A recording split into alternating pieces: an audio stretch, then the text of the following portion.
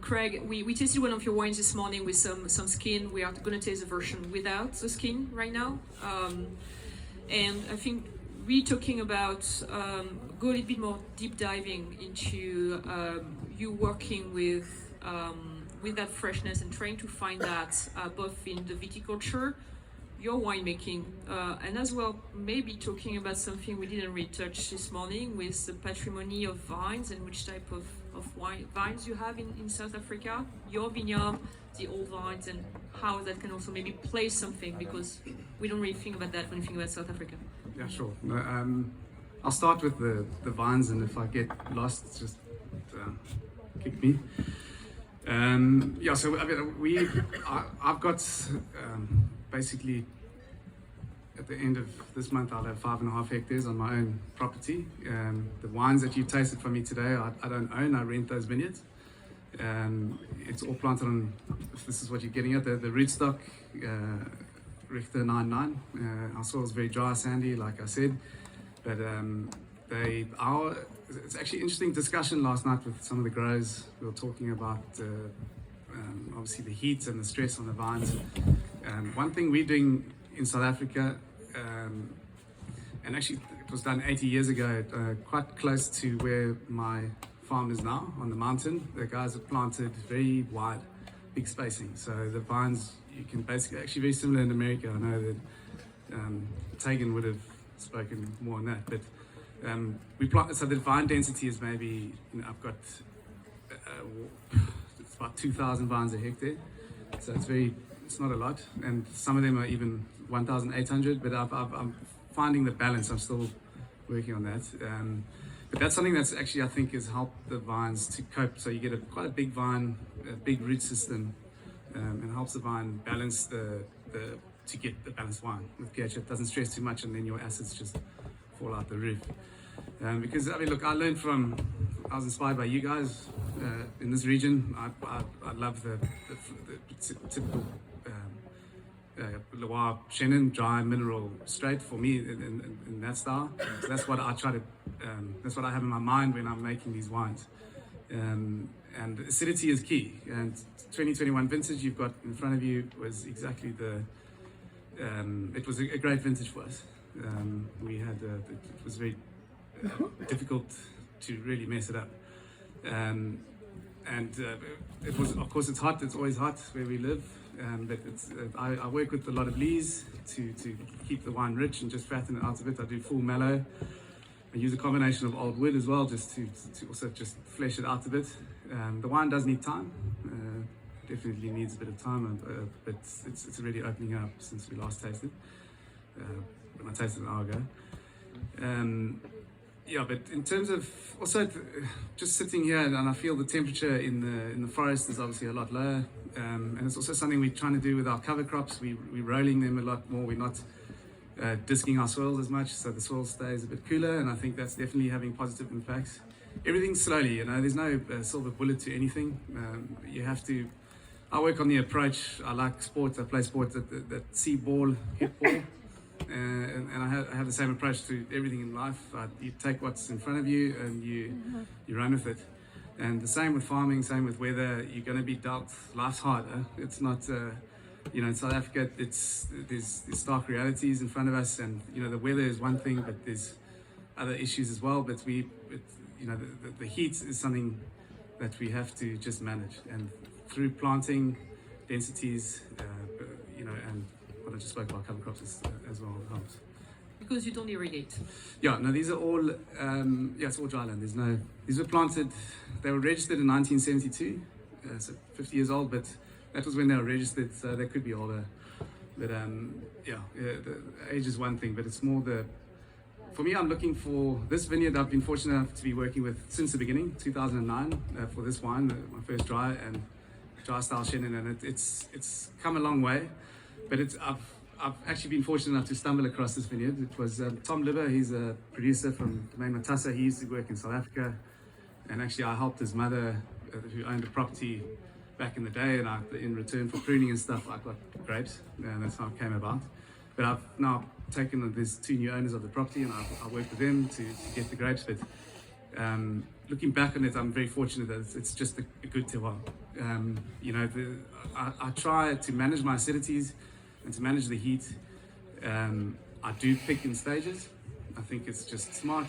My dad's an insurance broker, and I learned a few things about insurance. Is my early picks keep is like insurance in the bank. So there's always something acid to blend back with from that vineyard, and I think that's something that's served us well. The other thing is just I think in the more extreme vintages, like we had now, 2022. I mean, we harvest 6 months ago, so we start end of January, February, which is equivalent to your July, August.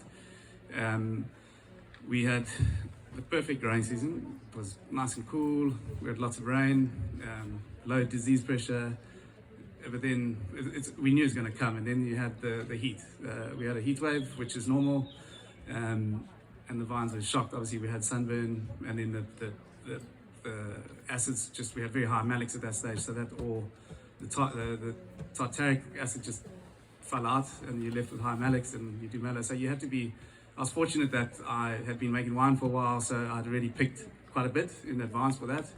So and I use that to blend back, but it's definitely not the same vintage as 21 acidity-wise. I have one very quick question. Going back to, and I'm sorry to dig on that because I want your perspective very quickly about irrigation. Yes. And false good idea. Good idea. Like you are dealing with a climate where it's also a load with no problem. Yeah. You could do that if you wish, but you're also working with like very old vines that never saw that. And I think there's a question that we start to ask around here because it feels like it's the easiest solution. Very like briefly, what's your take on that in a country that has been also like working with that? Look, we need water. We all need water to survive. We're 85% water apparently, and my young vines on the farm, I give water. You know, South Africa is the kind of, if there's a model for making wine, it's quite a big industry. You know, with our cultural past, labor is say more affordable. There's more unskilled labor, so the attention to detail has been lacking compared to Europe, and that's why I've got an Irish passport. Fortunate enough to work a lot in Europe, and it's allowed me to realize that the quality aspect in South Africa has been lacking because the farmers were farming, but they were more telling, 30 people what to do every day. And that's not something that I wanted to do. As soon as our business got to the size where I could afford land, I bought, and my wife and I started planting, and we do actually with my mother-in-law as well. She's busy pruning while I'm here. But we're doing that, managing ourselves, and I see the benefit of that because quality-wise it goes up, but time is my most expensive thing. And to irrigate all the vines, whether I need to irrigate by hand or I put down drippers and I irrigate to get them sustained, and then I can remove the irrigation later, or I send the tractor through all the time. It's not. I'm going to do it whether it needs it, because it needs it in the early stages. But as soon as those roots systems have developed, like my 4-year-old Grenache they're monsters. The roots are. It's 2.5 by 2.5 meters, and I had to put in actually electricity line through the vineyard, and I dug down to 2 meters, and I saw the roots had already gone right down there. So, and I actually didn't have to irrigate before harvest. I gave water after harvest, but the long-term plan is to remove it, and I have full confidence I'll be able to do that. Just really quickly, because a lot of you touched upon the old vines, which is really a heritage of South Africa, right? And it definitely plays a role, although it'd be interesting to talk about, the role of old vines versus the quality of the terroir, but that might be a whole other. But one of the other great heritages of South Africa is the biodiversity. Is that have a role in your farming and how healthy the plants can be, or how healthy? Without a doubt. I mean, I know we did to talk with Christina in London about this actually, and that I was maybe a bit washed up to eloquently explain myself, but I think there's definitely an impact. I mean, my vineyards are surrounded by mountains. My closest vineyard is, we're quite remote. My closest vineyard is about 25 kilometers away. But and I like to keep the natural vegetation. I'm not going to say it makes a better wine, but I just think we have we farm, and I've got bees on the farm and stuff. My father-in-law make honey. I like to keep things in nature, but at the end of the day, you're planting a vine in the soil, and the vine needs to be number one. So you can't have the vine suffering at the expense of nature, but you need to find the balance between the two. And I think I'm glad that I'm a bit older now and that we've gone on our own a bit later, as opposed to when I was, say, 24 years old. I would have just been very idealistic and probably burnt my fingers. But the farming now is it's really what I love, and that's starting to come through. And I like to think, I mean, the truth is in the pudding, really, when the vines are healthy and the wines are healthy. On va devoir continuer la conversation. Juste une question pour Grégory, qui j'espère est encore dans la salle. On vient parler des vignes, on a parlé donc des millésimes plus solaires, des questions de qualité au niveau des possibilités qui sont données par des raisins plus sains d'un côté, mais aussi des alcools aussi qui vous permettent d'avoir des expressions aromatiques un peu différentes, un travail différent au niveau de la recherche de fraîcheur. En 30 secondes, je ne suis pas très stricte comme personne, mais en 30 secondes, les porte-greffes aujourd'hui. C'est une grosse question. La plupart des porte-greffes que l'on connaît, ils ont 100 ans d'âge. C'est des porte-greffes qui ont été développés à une autre époque, à un autre temps. On est en train de développer des nouveaux porte-greffes depuis quelques années. Où est-ce qu'on en est maintenant? Est-ce qu'il y a des options? Est-ce que c'est des choix possibles pour les vignerons par rapport à ce qu'on est en train de se poser comme question en termes d'avoir des rendements quand même? Parce que c'est pas une question d'avoir des 15 hectolitres par hectare, c'est aussi d'avoir la possibilité d'avoir du raisin et du volume. Et en même temps d'être conscient des problématiques actuelles. Donc en 30 secondes, vos options de porte-greffe si on veut planter. En 30 secondes, ça va pas être évident. On a vraiment un métier de passion. Il nous faut un petit peu de temps. D'une manière générale, donc, on parle bien des jeunes vignes. Hein. Sur les vieilles vignes, les porte-greffes ils sont implantés, la vigne elle est installée, il y a un certain équilibre. Donc, je vais vraiment parler des jeunes vignes. Nous, c'est la jeune vigne chez nous, on a la pépinière viticole, c'est une nurserie. Hein. Donc on est vraiment dans cette optique-là. Sur les différents porte-greffes existants, il y en a qui résistent mieux à la sécheresse que d'autres. D'une manière générale, il faut prendre en compte l'objectif de production, il faut prendre en compte le terroir, il faut prendre en compte évidemment la météo qui est variable. Donc on commence à avoir quelques pistes qui nous engagent sur le long terme, parce que c'est une question de pérennité. Hein. La vigne, c'est une plante qui dure 50, 60, 80, 100 ans. Il faut qu'on le prenne dans son ensemble. Aujourd'hui, on a ce questionnement sur les différents porte-greffes que l'on pourrait adapter un petit peu aux conditions climatiques que l'on commence à avoir. Ce sont des conditions qui ne sont pas certaines sur les 80 ou 100 prochaines années. Donc on se pose énormément de questions. Le but, c'est vraiment de trouver l'équilibre, donc de trouver un vrai équilibre de la plante. Et pour ça, on y participe, mais pas à 100%, c'est qu'un point de départ.